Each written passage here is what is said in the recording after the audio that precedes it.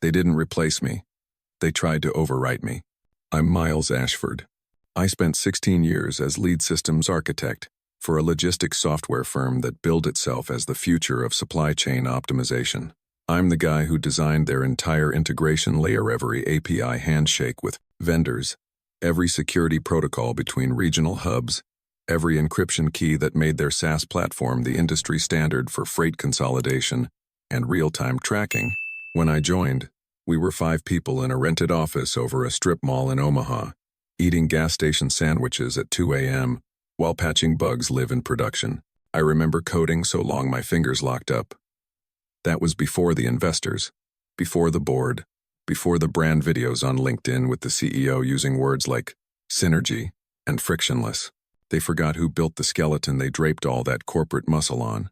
It was Mark from HR who delivered the news, though I'd seen it coming. They'd been hyping the AI upgrade for months, some machine learning package from a flashy Palo Alto vendor, promising to slash onboarding times for new carriers, eliminate errors in customs paperwork, optimize routing in real time. In the meetings, my objections were noted and ignored, not because I was wrong, but because they didn't need me to be right anymore. Legacy integration issues. They called my work, not the thing that makes our contracts enforceable, not the thing the vendors trust. Legacy. Mark liked to make it personal. He called me into one of those glass-walled HR rooms with the company values printed in 48-point font on the walls behind him. Words like integrity, accountability, innovation. He gestured for me to sit.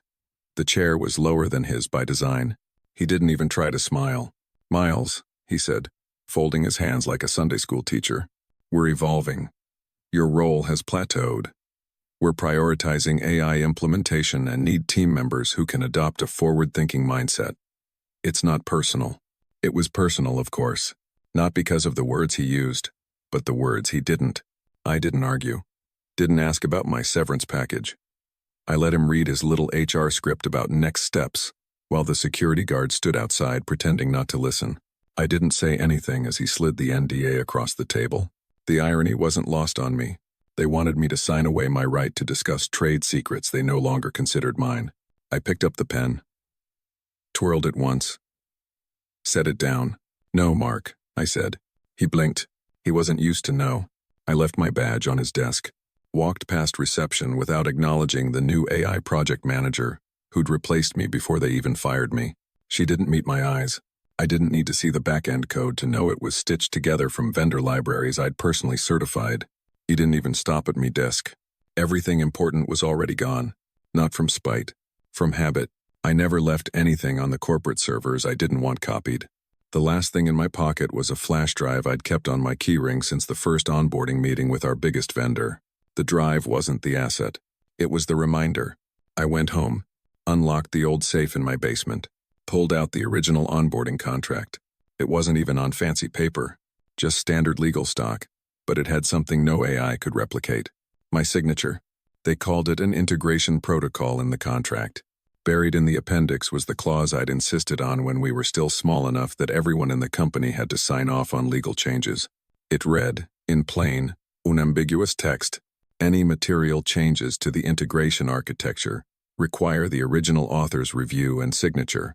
In the event of termination without mutual consent, the author may revoke all previously granted licenses with 30 days' notice." They didn't just forget me. They forgot they'd put my name on the lock, and I still had the only key. If you've ever seen someone replaced by a machine or a process that stripped out everything human, if you know what it's like to be told you're obsolete in a room that used to feel like you're shit, that subscribe button. These stories aren't just about revenge. They're about remembering who built the damn place. I set the contract on my desk, turned on the old banker's lamp, picked up a pen, and started drafting the letter that would trigger a 30-day countdown they didn't even know existed. Next time, I'll tell you about the first reaction I got when they realized I wasn't bluffing. I sat in my home office. The onboarding contract spread flat under the pool of warm light from the old brass lamp. The pages were yellowed at the edges. I ran a fingertip over the text, smudging dust that had gathered in the safe for years. This wasn't the corporate copy they scanned into their HR database. This was the original. My copy, signed in actual ink, Any material changes to the integration architecture require the original author's review and signature. I didn't need to read further. I knew every word. I'd written the clause myself, back when we were too small to have legal counsel worth their retainer. I was the engineer. I was the lawyer. I was the insurance policy. They thought it was pedantic.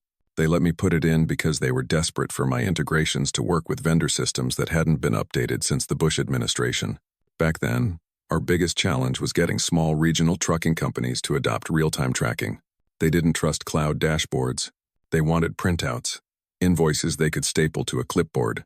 I'd spent entire weekends writing code that translated XML data into something their back-office admins could understand.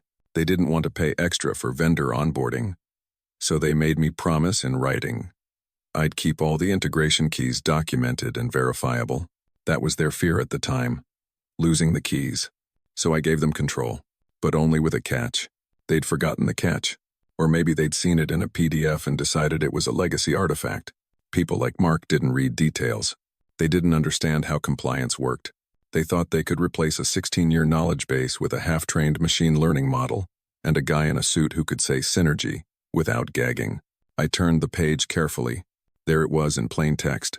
In the event of termination without mutual consent, the author may revoke all previously granted licenses with 30 days written notice. It wasn't a threat.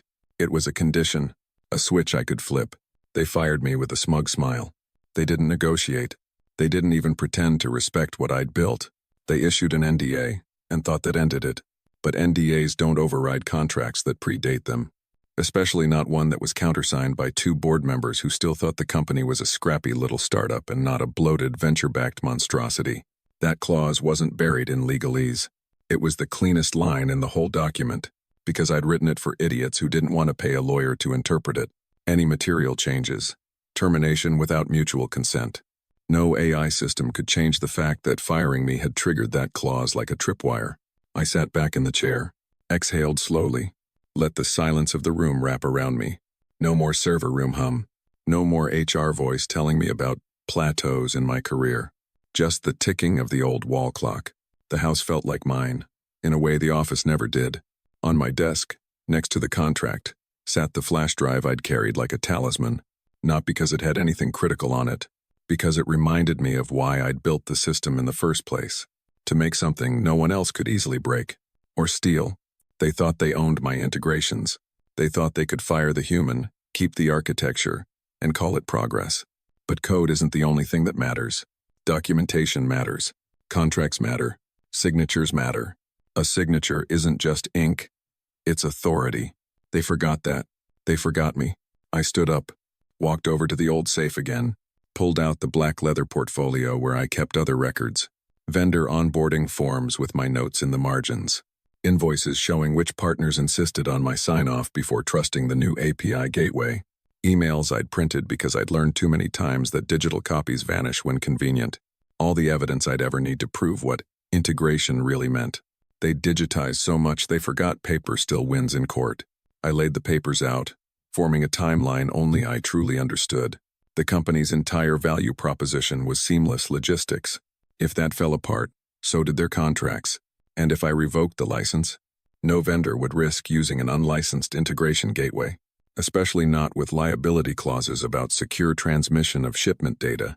Their entire logistics optimization platform would become a liability overnight. I paused, staring at the pile of documents. I didn't feel angry or sad, just deliberate. They'd taken my name off the staff directory, but it was still on the only document that mattered.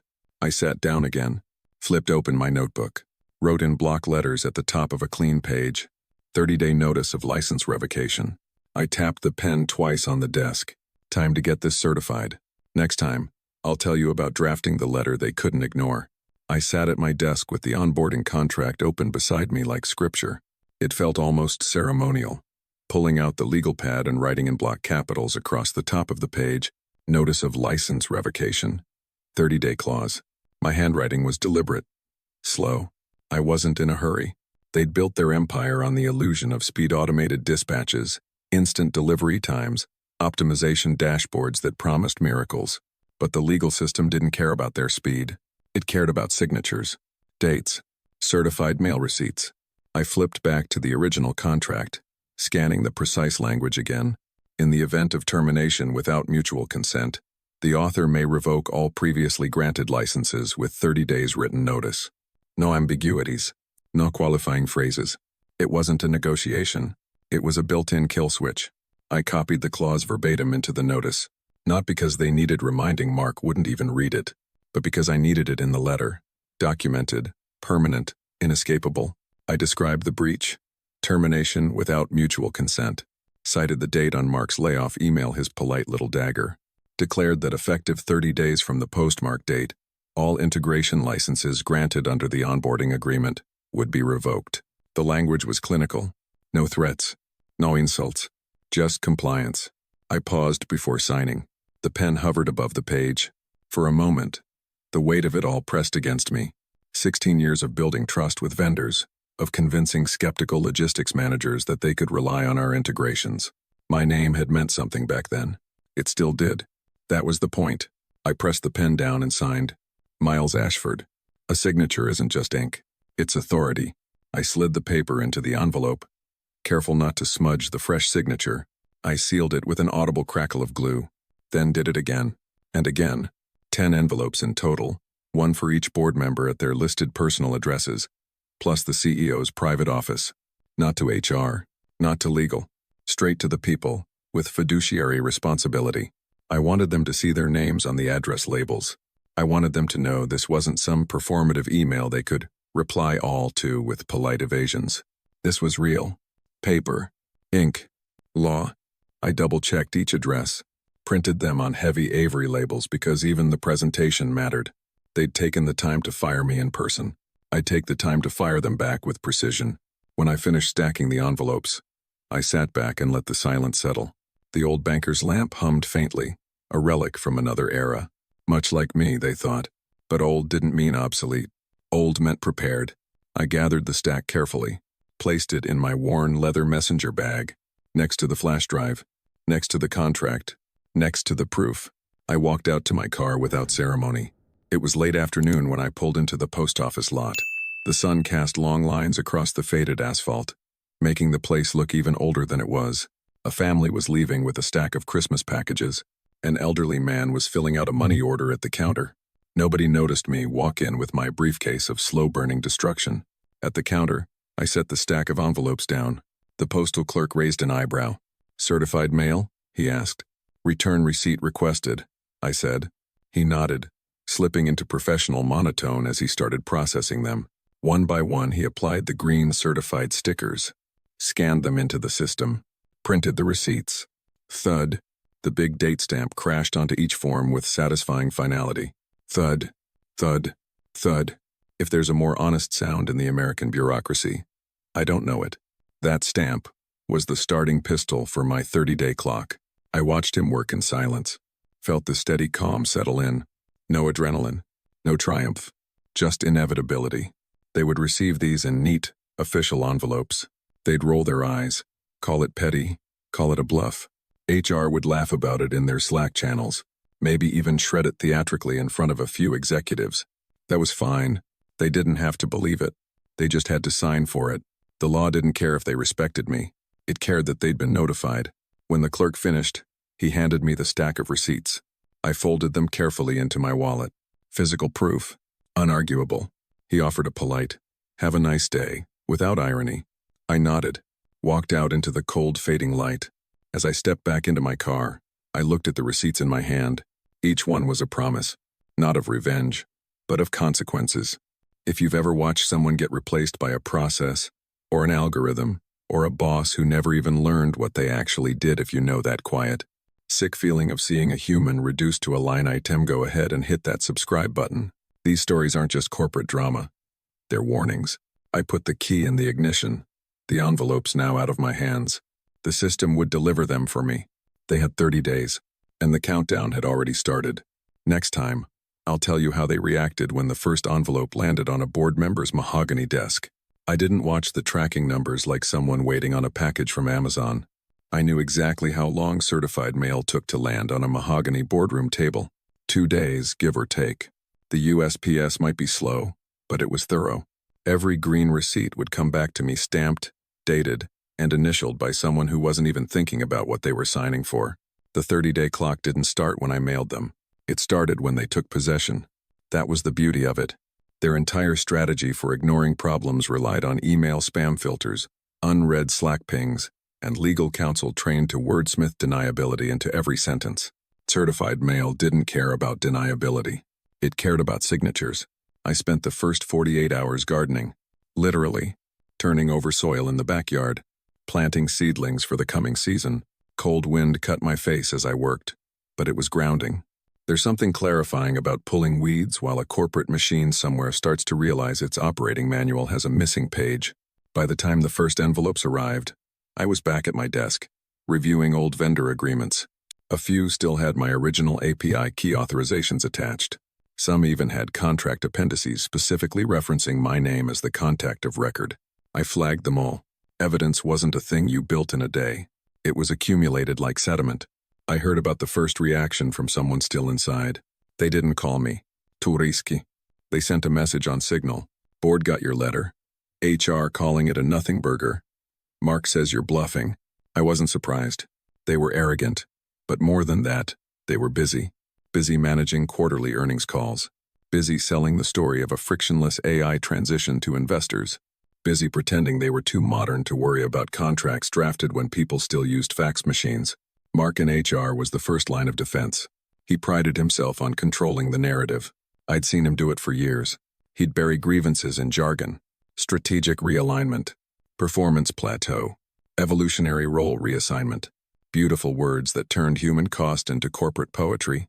I imagined him sitting at the head of the HR conference table, flicking through my letter with an amused smile.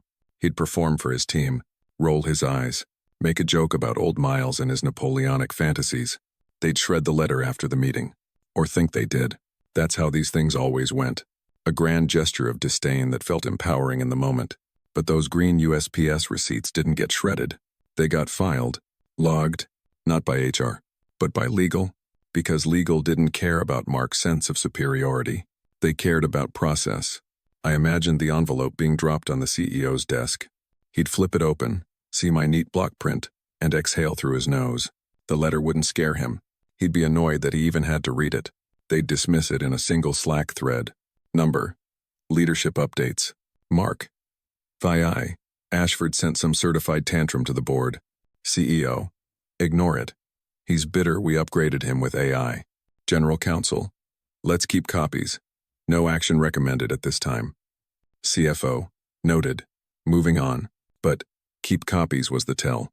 The one phrase in that thread that mattered. I knew how these companies worked. Everything they dismissed publicly was quietly logged. For the audit. For the shareholders. For the insurance carrier who'd demand evidence of known risks if a lawsuit ever landed. That was the game. They couldn't make the letter disappear. They could only choose to ignore it. And that choice would become Exhibit A. Because once you're officially on notice, you don't get to say, we didn't know. I imagined their general counsel sighing and opening a new folder in the corporate document management system. Legal exposure. Ashford. Integration license notice. Because even if they thought it was a joke, they had to treat it like it wasn't. That was compliance. That was risk management. I'd worked with enough vendor managers to know they wouldn't touch a disputed integration pipeline with a 10-foot pole. One whiff of revocation risk and they'd freeze new contracts. They didn't want to be the vendor on the hook when data stopped syncing in the middle of a shipment worth $5 million. Mark didn't understand any of that. Or worse, he did, but assumed he could control it. I looked out my window at the late afternoon sun as it slipped behind the rooftops. I didn't feel triumphant. Or smug. I felt patient. They were building the case for me. One Slack thread at a time. One dismissive comment at a time. One HR joke about nothing burgers at a time. I closed the old onboarding contract and slid it back into the safe. The metal door latched shut with a heavy, decisive click. I wasn't watching them, but I knew exactly what they were doing. Next time, I'll tell you what one of their employees sent me a Slack screenshot that made me realize just how easy they were going to make this for me. I heard about it before the green return receipts even made it back to my mailbox. HR held a meeting. They called it mitigating external disruption. Mark sat at the head of the table in his tailored blazer. delivering the party line with that calm, condescending voice he used when explaining to adults why their feelings weren't relevant to the bottom line. According to a friend who still worked there quietly, forwarding me details in the way, only the disillusioned Dohei actually held up my letter, like it was a prop in a stand-up routine. "Folks, this is what happens when people don't embrace change," he said, smiling. "Old Miles thinks he's got some magic claws. He sent certified mail to our board, can you believe that?" They laughed. The HR team laughed. Someone took a photo. I imagined the Slack channel caption, "LOL, he literally mailed the board." But they didn't understand what a certified letter actually was. It wasn't a threat. It wasn't an argument. It was a record. Because while HR was busy performing for each other, General Counsel had quietly moved my letter to its own folder in the document management system. Legal exposure. Ashford integration license notice. I pictured the scene. Mark leaving the meeting smirking, tossing my letter into the shredder in some performative flourish, telling everyone that was that.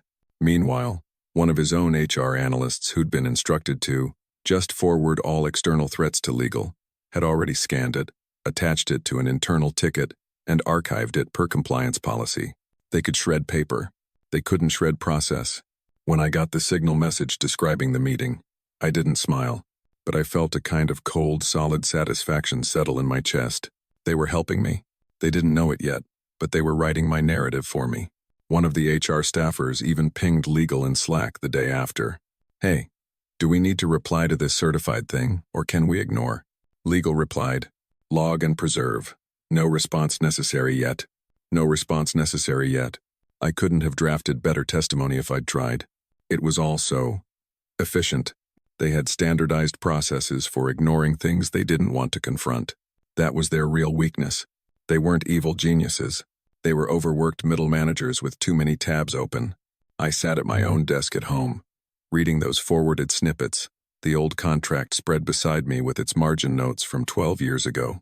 My own handwriting in blue ink. Non-negotiable. This is our failsafe. I wasn't angry anymore.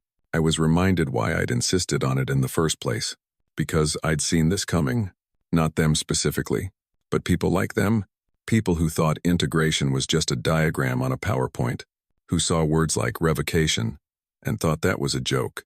Who thought if they ignored you long enough you'd go away. The most damning evidence was always written in their own words. That Slack thread, with the HR analyst treating it like an inconvenience and legal quietly noting preserve copies, was a gift. If they ever tried to claim they hadn't been warned, that thread alone would bury them. I printed it, pinned it to my corkboard next to the certified mail receipts that had begun to arrive back in my mailbox, green and white with official USPS stamps and dates. Each one was a countdown clock. 30 days. 29. 28. They thought they'd shredded the threat. All they'd really done was document their willful negligence. A signature isn't just ink. It's authority. I whispered it aloud as I highlighted the critical clause in my copy of the contract again. They'd called it a bluff, but bluffs don't come with certified tracking numbers. Bluffs don't get logged in the company's legal exposure folders. They had no idea how fragile their architecture really was. Not the software, the system. The human system that ran on shortcuts, assumptions, and institutional arrogance. I leaned back in my chair. The afternoon light was fading. Outside, traffic hummed along the highway in the distance. Indifferent. Unstoppable. Just like this process. They could keep mocking me. For now, because the real damage wouldn't happen in the HR meeting. It would happen when their biggest vendor asked for an updated licensing statement. And they wouldn't have one. I'd given them the countdown. All they had to do was keep ignoring it. The first green return receipt arrived in my mailbox on a Tuesday. I sat at the kitchen table with a cup of burnt diner coffee, slowly peeling the USPS sticker from the envelope like I was unwrapping a gift. Mark's signature. A cramped, annoyed scribble. He probably hadn't even looked at what he was signing for. But it didn't matter. The date was official. The countdown was real. One by one over the next week, the rest came in. The CFO, 2 board members who lived out of state. Even the CEO's private office address got logged with that green sticker. I lined them up on my desk like trophies. Not out of spite. Out of documentation. It wasn't dramatic. It wasn't thrilling. It was deliberate. Meanwhile, inside their glass headquarters with the minimalist lobby art and the piped-in jazz, the HR department had already moved on. They were prepping for quarterly engagement surveys, issuing new policies about hybrid work flexibility, polishing their diversity slide deck. They weren't even thinking about me. Or so they thought. But legal was. Quietly, that same friend on Signal sent me a redacted copy of an internal email chain that got forwarded around after the certified letters started showing up. Subject line: potential IP revocation exposure. Ashford clause. General counsel's assistant had flagged it first.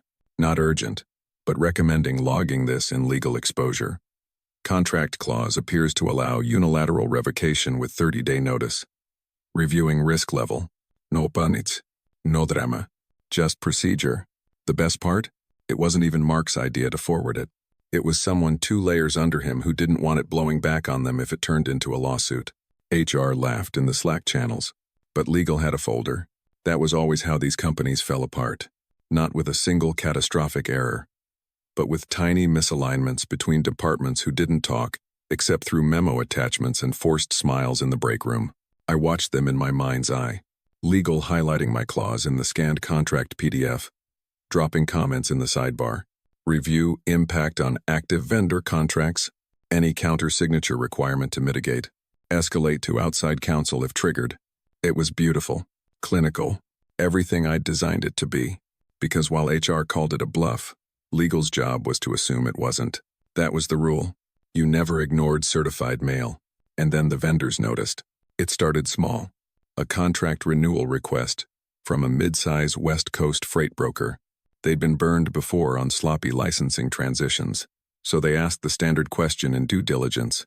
Please provide current license rights documentation for integration protocol post-staff transition. That single email got flagged. Forwarded, escalated. Mark didn't even see it. Why would he? He was too busy telling new hires how collaborative the culture was. But legal logged it. The compliance team opened an internal ticket. Someone actually wrote the words in the company's JIRA system. License documentation blocked. Pending resolution of founder's revocation notice. It's amazing how many systems these companies build to track work, and how easily those systems become evidence. I didn't have to lift a finger. Just wait. If you've ever seen someone treated like they were nothing but a line item on a spreadsheet, replaced by software that couldn't even spell your name, right. If you've watched a real human contribution get dismissed because it wasn't scalable. Go ahead and hit that subscribe button. These stories matter because they're not just about one company. They're about how easy it is to forget who built the damn thing. By the end of that week, I had a dozen certified mail receipts lined up like soldiers on parade. I took a photo of them on my old wooden desk. Not for social media. For my lawyer. He didn't say much when I sent it to him. Just replied, "Beautiful. Start drafting your next letter." Because while HR was still laughing, legal was already preparing for the worst. And I knew something they didn't. Vendors weren't loyal to management. They were loyal to the process that worked. And I had just shown them exactly where it could break. The real panic hadn't even started yet. It was about to hit when their biggest partner asked for proof the license was still valid. The first real crack didn't show up in a boardroom. It showed up in an email from a vendor. Subject line: contract renewal, verification of integration license. It was clinical, polite, the kind of corporate email that made grown men sweat because of what it didn't say. They weren't accusing anyone of anything. They were asking for clarity. As part of our annual compliance audit, please confirm all integration licenses remain valid and enforceable following recent staffing changes.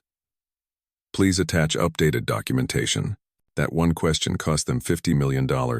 They didn't know it yet, but I did, because no serious vendor would move forward with a deal if the legal ownership of the integration layer was disputed.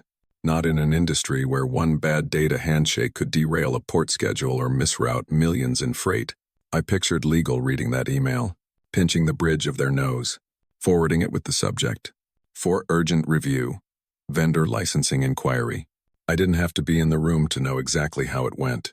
General counsel wasn't stupid. They'd been logging my certified letters for weeks. They had the contract scanned. They had my clause highlighted in garish yellow in their PDF software. They didn't need to guess what this meant. They knew. And HR? They were still making jokes in Slack.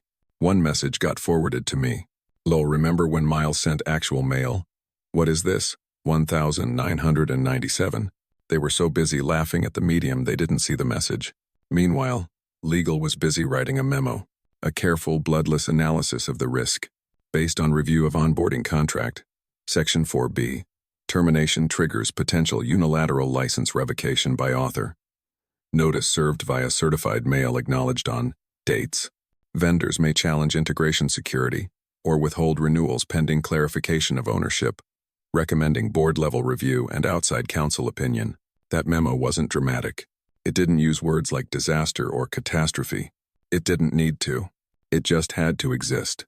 Because once it was written, it couldn't be unwritten. I sat in my home office, the old safe still open at my feet, pulling one of the certified mail receipts from the pile. Mark's signature. I let my thumb rest over it for a second. That was the moment he'd started the clock ticking. He thought it was a joke. He didn't realize it was a detonator. They tried to keep it quiet. Of course they did. They scheduled internal meetings with subject lines like, Strategic Partner Alignment Update. As if corporate doublespeak could hide the smell of panic. But vendors talk. Their legal teams flagged the issue in their own systems. Questions spread sideways. A partner in Munich wanted clarification on IP chain of custody. A regional trucking cooperative in Texas wanted updated legal attestation from your compliance department. This wasn't sabotage. I hadn't sent them anything. I didn't need to. Vendors were just doing their jobs, asking the right questions. That was all it took. If you want to know how companies die, it isn't usually a single blow. It's corrosion. Small, precise questions that reveal big, messy truths. Please confirm integration license remains in force. They couldn't. Not without me. I didn't gloat, but I let myself feel the weight of that. 16 years of work they'd called obsolete was now the only thing standing between them and breach of contract. And somewhere in that gleaming office tower, in a glass-walled conference room with an overpriced espresso machine humming in the corner, I knew the board was reading that legal memo, probably in silence, because HR couldn't laugh it away in there. They'd asked Mark why they hadn't negotiated, why they didn't check the old contract, why they let me walk. No one liked those questions. I put the receipt back in the safe, closed the door, spun the lock. They were on the clock, and I had no intention of stopping it. The vendors had started asking questions, but the real problem for them was that I hadn't even responded yet. Vendor questions didn't stay in legal. They never do. That's the thing about due diligence. It's contagious.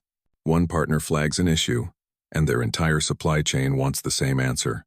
No one wants to be the idiot holding the bag when the contract falls apart. I imagined the boardroom the day it finally landed in front of them. Dimmed lights. A projector screen displaying the contract clause at 300% zoom. Section 4B. My signature at the bottom. Unmistakable. General counsel reading aloud in that steady, neutral tone that makes executives nervous. May revoke all previously granted licenses with 30 days written notice, in the event of termination without mutual consent. Silence. They didn't like silence in those rooms. Silence meant money was about to go missing. Someone would have cleared their throat. Probably the CFO. What's the real risk here? General counsel wouldn't speculate. Lawyers hate predicting outcomes they can't bill for, so they'd stick to the facts.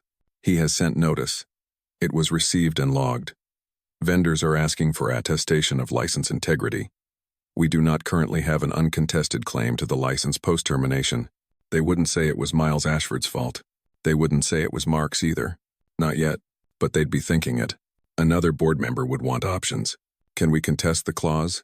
Get an injunction? Legal would shuffle papers. Mention the risk of discovery. Emails. Slack messages. The one where HR laughed about my letter. The one where legal said preserve copies. They knew it would all come out. And worse looked deliberate. I imagined Mark sitting in the back of that room, staring at the table, realizing too late that HR's job was never to kill fires, just to hide them until they burned out of control. They'd try to spin it. Maybe they'd blame legacy documentation or operational misalignment. Corporate words that mean nothing and everything at once. But the vendors wouldn't care. They'd seen companies fail for less. One vendor email was enough. Please provide current license documentation. It was like blood in the water. I didn't need to hack their system. Didn't need to leak anything. The contract was self-executing. Like a legal virus. I sat at my own desk. Safe cracked open. Contract lying in front of me. My name in black ink. Years old. Still valid. A signature isn't just ink. It's authority. That was what no one in HR understood. They thought firing someone erased them. They thought it severed all obligation, all consequence. But companies don't run on loyalty. They run on agreements. Legal knew that. Vendors knew that. I didn't have to push. I just had to let gravity do its work. Because once the board understood that a single vendor freezing $50 million in contract renewals wasn't a bluff, they'd do the one thing they hated most. They'd have to take me seriously. And in that moment, it wouldn't matter how many times Mark had laughed in Slack. It wouldn't matter how many all-hands meetings they'd hosted about embracing AI for the future. None of that paid invoices. Only trust did. And trust doesn't survive doubt. I poured a coffee, watched the steam rise in the afternoon light. Quiet. Controlled.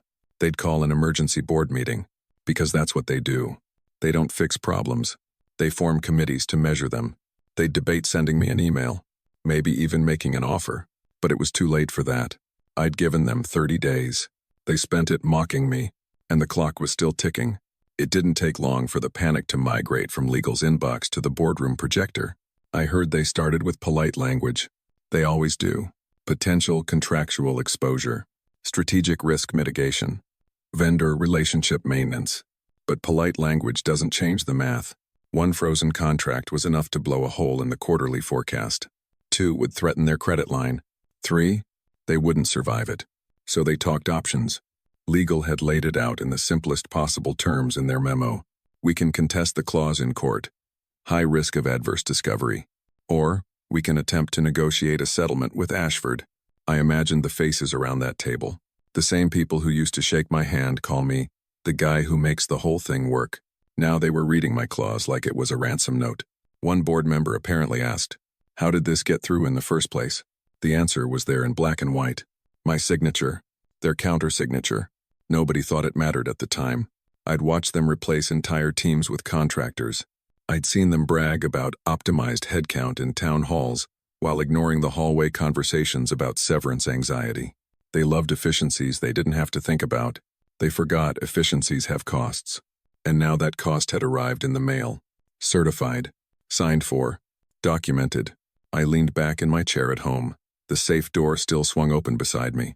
The old contract rested on its felt lining like an artifact from a dead civilization. My fingers traced the margin where I'd written my note in blue ink all those years ago. Non-negotiable. Failsafe. I'd added it because I'd seen too many people get erased. Not just fired. Erased. Their code refactored without attribution. Their vendor relationships reassigned to people who couldn't even remember their names. Their values stripped down to a line in an annual report. They called it progress. But it wasn't. It was theft, with better branding. They thought I was being difficult when I insisted on this clause. They let me keep it because they were too busy closing deals to read the fine print, because they didn't respect the work enough to imagine it could ever turn against them. And yes, I'd kept it. Not because I wanted revenge. Not at first. But because even then, part of me suspected I'd need it. Because I'd watched people older than me walk out of that building for the last time with a banker's box and an HR escort. No pension. No equity. No respect. I remember one vendor I worked with, a family trucking outfit in the Midwest. They couldn't afford fancy SaaS. They bet on us because I made it work with their old green screen software. They sent me Christmas cards for 3 years straight. The company let them go the minute a larger logistics partner offered bulk rates. No warning. Just an email about realigning our strategic vendor network. I watched that owner's hands tremble when he called me. I could hear it in his voice. That was the day I wrote the margin note. Failsafe. Because someone had to remember. That was the part HR never understood. They weren't just terminating an employee. They were trying to erase the memory of how it all got built. And I wasn't going to let them. So I let them sign. I let them countersign. I let them forget. And when they finally sat there in that boardroom staring at my clause on the projector screen, they weren't looking at a legal risk. They were looking at me. The version of me they'd decided was obsolete. They didn't understand I'd never left. Not really. The clock was ticking. Vendor questions were turning into vendor freezes. Legal was recommending settlement. HR was silent for once. I closed the safe gently, spun the dial until I heard the click. I wasn't sure they even realized yet that calling me was now their only option left on the table, and I was going to make them do it. It was inevitable they'd reach out. Not HR. HR was silent now. They'd been told to stay out of it. The board knew this wasn't a people problem anymore. It was a systems failure. The email came first. Polite, exquisitely worded. Subject line, licensing clarification, request for discussion. I opened it slowly, sipped my coffee while it loaded. No rush. Miles, we hope this message finds you well. In light of recent questions from our vendor partners, the board would like to open a dialogue regarding your licensing position. We believe a mutual understanding can be reached to ensure continued operational integrity. Please let us know your availability for a call. Mutual understanding. I almost laughed. They weren't offering anything yet. They were testing the waters, seeing if I was angry enough to tell them to go to hell, or calm enough to deal. I didn't reply right away. Instead, I opened the safe, took out the contract one more time, ran my thumb over my own signature. A signature isn't just ink, it's authority. I'd written that clause because I was tired of seeing people's life work get wiped out by a reorg. Tired of watching friends leave with nothing more than a severance check and a good luck handshake. I'd seen it too many times. And deep down, I'd always known I might be next. That was why I kept the clause. Not as a trap, but as a failsafe. Because someone had to protect the work. The vendors who bet on us early. The integrations that had kept small operators competitive against giants. The idea that trust wasn't just a brand value, it was infrastructure. They didn't get that. They called it legacy baggage in strategy meetings. Now they were emailing me for help. I eventually wrote back. Short. Professional. I'm available for a call tomorrow morning. 9 a.m. Miles. The reply came within 10 minutes. Confirmed. I could imagine the email chains that set off internally. People who wouldn't even look at me in the cafeteria now writing legal memos about how to negotiate with me. That night, I laid out every document on my desk. Certified mail receipts, vendor email printouts, Slack screenshots of HR's jokes, legal's internal memo with my clause highlighted. It wasn't about revenge. Not anymore. It was about memory. They had forgotten who built this. They had tried to forget me. And they'd hoped the system would just keep running without acknowledging the people who made it work.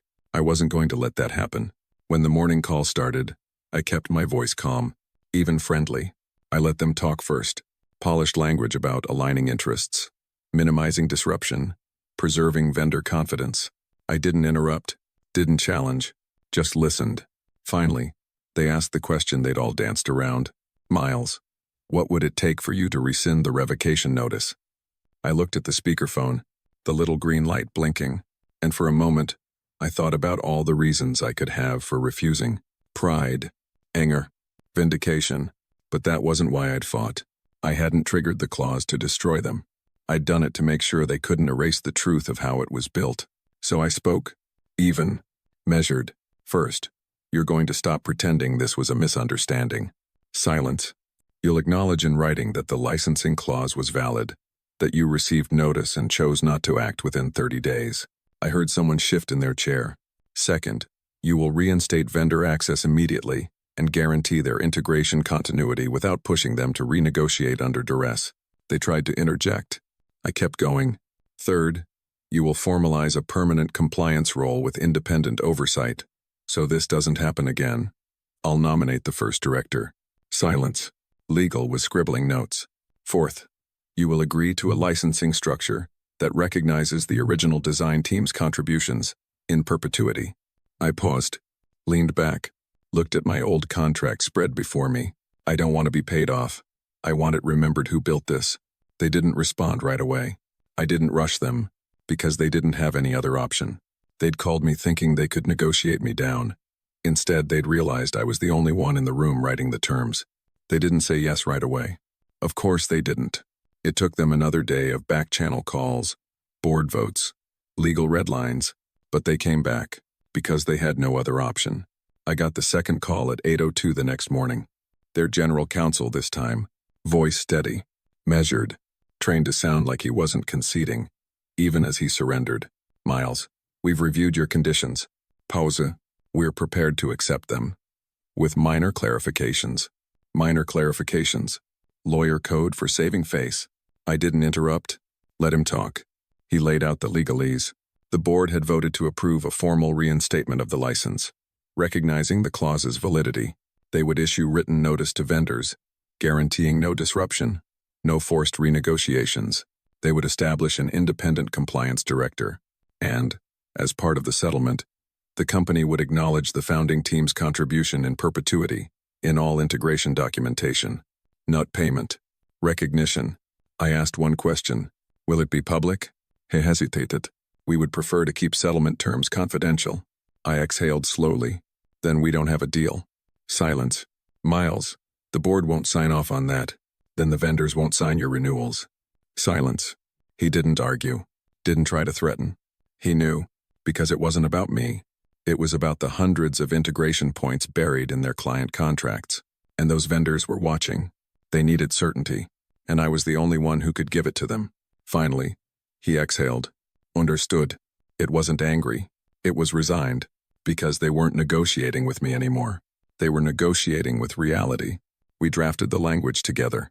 Page after page of precise compliance detail. Clauses to guarantee integration continuity. Language protecting vendors from retaliatory pricing.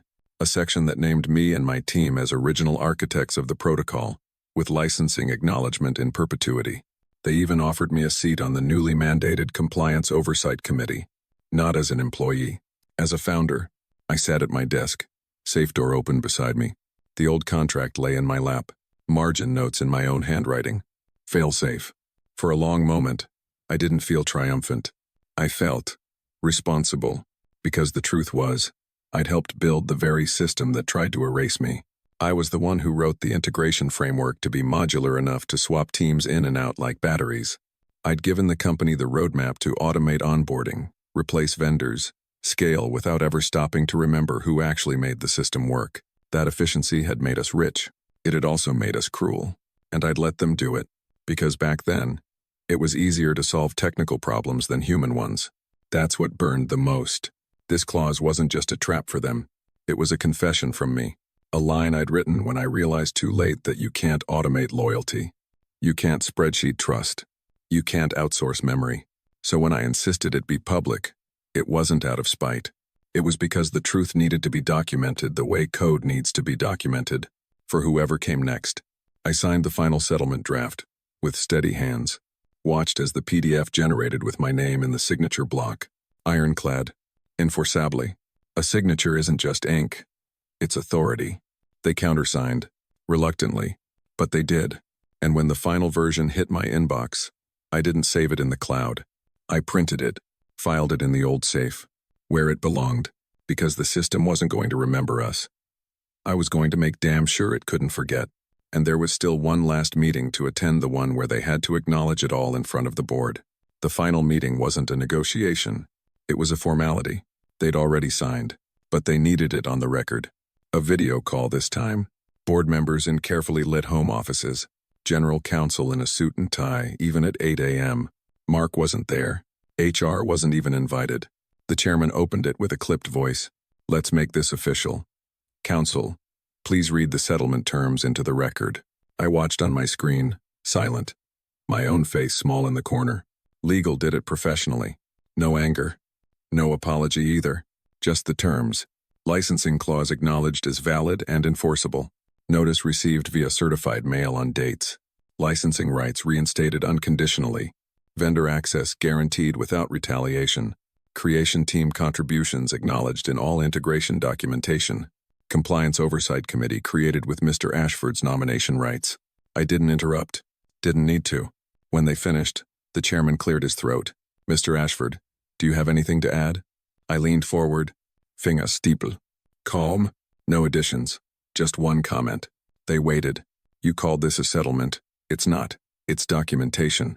It's what should have been documented all along. Silence. This isn't about punishing anyone.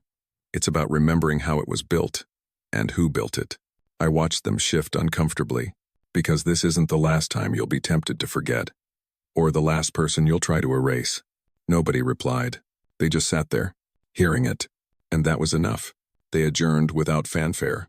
One by one, their video squares blinked out, leaving me alone with my own reflection. I closed the laptop gently. Saturday back. Let the silence fill the room. On the desk beside me, the settlement printout lay in its folder. Signed, notarized, filed, enforceable. Beside it, the old contract. The one with my signature in blue ink and the clause I'd insisted on. My own handwriting in the margin. Failsafe. I ran my thumb over the margin note one last time before closing the folder. Because I hadn't written it for them. I'd written it for me. Because I knew what kind of system we'd built. One that valued efficiency over memory. Profit over people. I'd helped design that system. Engineered its modularity. Pushed for vendor-neutral integration, so any partner could be swapped in or out. It was brilliant, elegant, and ruthless.